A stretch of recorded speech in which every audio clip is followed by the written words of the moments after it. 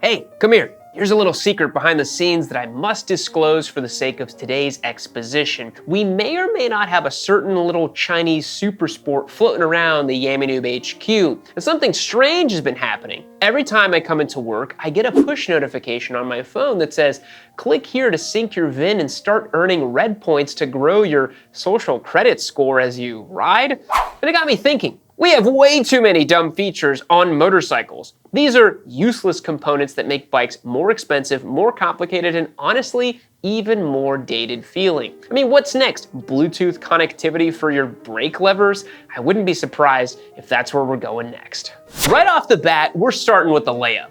Why in the world would a motorcycle have a touchscreen dashboard? It's antithetical to the motorcycling experience in practically every single way. They're hard to use, unintuitive, and completely out of place on a motorcycle. You'll find these on bikes like Harley-Davidson's Pan America, Indian's big touring machines, and KTM's even touting their new inductive touchscreen TFT for their 2025 flagship models. It's like that meme from the guy from Pawn Stars. Hey KTM, can we have engines that go 10,000 miles without serious service? Sorry kid, best we can do is a touchscreen dashboard. Touchscreens are for scrolling social media or nuking a child's neurological development because they won't sit still in a restaurant. They have no place on a motorcycle. For one, when you're on a motorcycle, your hands should, more often than not, remain on the controls. Hence why 99.9% of motorcycle dashes are controlled using a switch cluster that lives in the handlebar.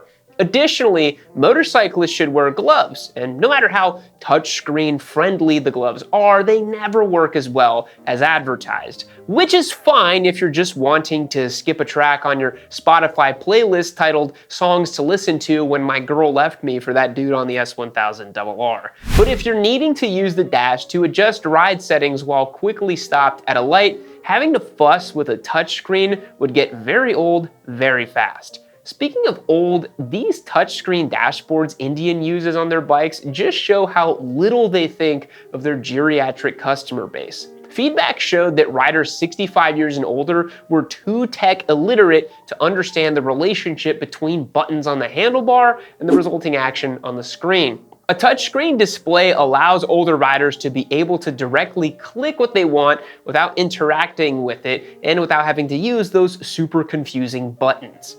Indian decided to treat their riders much like you'd treat your aging relative. Chuck an iPad for them to drool on while they play Candy Crush because their arthritis makes it too difficult for them to hold a computer mouse. Touchscreens are buggy and hard to use. They're needlessly excessive and they make zero sense on a motorcycle. One of the worst parts of being a millennial is having to be tech support for illiterate Gen Z people and your geriatric aging boomer relatives. It's a hard cross to bear.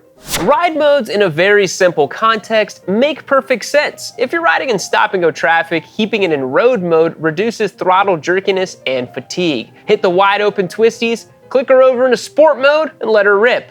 But have you noticed how some manufacturers have gone completely overboard?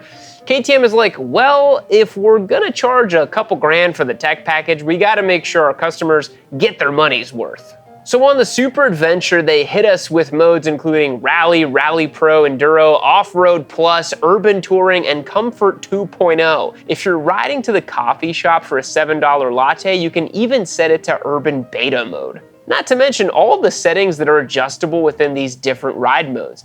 Wheelie control, slide control, engine braking, it can all get pretty complicated.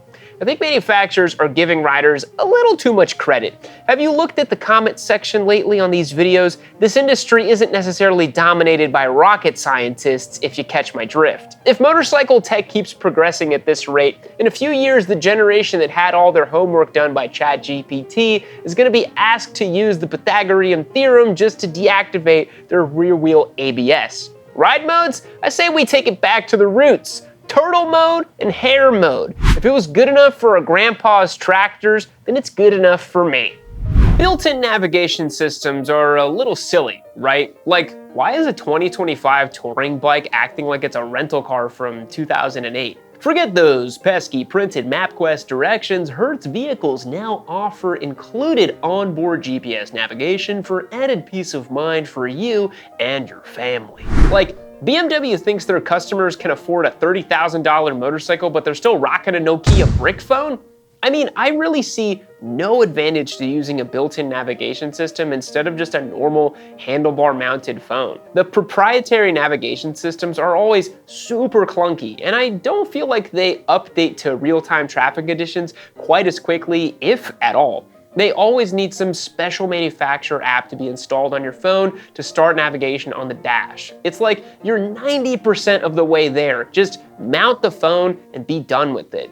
Motorcycle manufacturers are good at making motorcycles. They're not good at making applications. Looking at you, Triumph. If you can set up the CF Moto Ride app without screaming anti-Chinese rhetoric at the top of your lungs, you've clearly achieved some level of peace and tranquility that eludes most motorcyclists. But by comparison to our next feature, built-in navigation systems are almost sensible. If your motorcycle has a 300-watt sound system, you should be put immediately into culture jail. No one ever in the history of life on planet Earth wants to hear Bawa da Baw blasting at 120 decibels from your Harley-Davidson Astroglide. I say this with no due respect. Shut the hell up! I've certainly admitted to not being a fan of overly loud exhaust systems, but I would gladly endure the sound of a dozen straight-piped 600s pinging off the rev limiter every waking moment for the rest of my life if it meant a motorcycle would never be sold with an onboard sound system ever again. Loud-ass speaker systems on these baggers exist solely for the purpose of virtue signaling. Ear-piercing levels of butt rock let all other bagger daddies know that they're afraid of immigrants too. They sound like ass. They annoy everybody else. They only cater to half-helmet wearers. In short, onboard sound systems are very, very dumb. Get a real helmet and a cardo and call it a day. Do not subject everyone to the sounds of your terrible music. You're like the people on the subway system blasting everybody with your boombox, or God forbid, those people in the dentist waiting room blasting TikToks on their phone. What are you doing? We live in a society. What's the deal with brake ducts? What, my bike's front end's about to start quacking? Get it? Like brake ducts instead of ducts?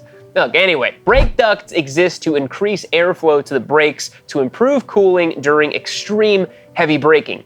You know, the kind of braking that you do when coming into turn 3 of the Whataburger drive-thru at 180 miles an hour. I'm not sure how many times we're gonna have to say this, but buying the flagship leader bike like a RSV4 Factor and R1M is not automatically gonna make the average rider any faster around a racetrack. And it certainly will not make you fast enough to warrant the addition of brake ducts on your motorcycle. Brake ducts making their way onto smaller displacement machines just for style points is equally silly to me. It's like putting Brembos on your Corolla or diet mayonnaise on your triple cheeseburger. It's just pointless. And this tech comes from MotoGP machines with carbon ceramic brakes. I mean, look at what Marc Marquez does going into turn 1 at Mugello. That's who needs brake ducts. You do not. Sometimes I can't help but think some safety features are just making us a little bit lazy. Checking your blind spot on a motorcycle is pretty darn easy. You turn your head to the left if you're going into the left lane, and you turn it to the right if you want to go right. You don't have doors, walls, or body panels obstructing your view like you do in a car. And for that reason, blind spot monitoring on a motorcycle has always felt a little superfluous. It's too hard to turn your head to check your blind spot, so we must put an illuminated indicator on our mirrors like you'll find on the Multistrada or the Tracer 9 GT. Soon it will become too hard to even look in the mirror, so instead you'll just ask Siri if the coast is clear through your headset. You're gonna offload all of your decision making to AI very soon anyway, so why not start there? Motorcycle blind spot monitoring is a solution to a problem that already has a solution. It's called literally using your eyes. This technique has been around for centuries, if not millennia. These systems just add complexity and more future failure points to motorcycles. You should already be riding with the understanding that all cars on the road want to kill you. So a blinking LED telling you when it's safe to merge is just delaying Darwinism's ultimate outcome. It's like a wise man once told me, you get a Hayabusa, and if you live, you become a better rider. If not, well, nature just took its course. Aerodynamic winglets started popping up on MotoGP bikes for legitimate reasons, to improve downforce and stability under very high speed acceleration. Then they started showing up on high-end civilian motorcycles like the Ducati Panigale and the RSV4, largely due to homologation rules for Superbike. But now, they're even showing up on the CBR 500R, which won't be traveling at downforce generating speeds lest it be thrown from an airplane. At this rate, soon they'll be popping up on rental e-scooters too. I can see the headlines now. Intoxicated sorority sister impaled by carbon fiber winglet during Lime scooter collision downtown this evening. More at 11. Unless you're going 180 miles an hour on a racetrack, those winglets are just a place to eat the ham sandwich your mom packed you for lunch during your group ride. If you have winglets on your motorcycle, you probably like dressing up like Sailor Moon too, because you're very clearly into cosplay. So what do you guys think? Are motorcycles getting hit with too many unnecessary features just to add perceived value? Or are bikes actually getting better, safer, and easier to ride as a result? And maybe the most important question, am I just becoming a boomer unk that misses the good old days? Of course, let me know what you guys think in the comments down below of all these motorcycle features. Thanks so much for watching. Make sure you head over to our website, yamanoob.co, to become a member, support the show, and get entered to win our fantastic giveaway bikes. Catch you on the next one. See you later. Fact: the Pope cannot be an organ donor. Goodbye.